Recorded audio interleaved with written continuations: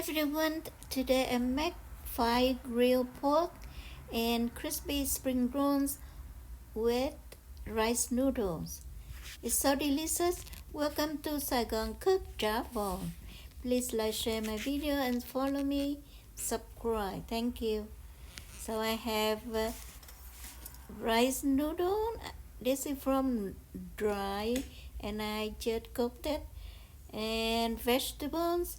It's winter, so I have lettuce, bell peppers, and cilantro. And that's all I can have. Then grilled pork. I just love grilled pork over fire. I lit up the fire outside and marinated pork and grill over it. It's so smoky and so delicious. I just love it. And I've fried some crispy spring rolls, scallion oil, toasted peanuts, and sweet and sour fish sauce with chili sauce. And sprinkle over, and you are invited to taste it. Thank you for watching.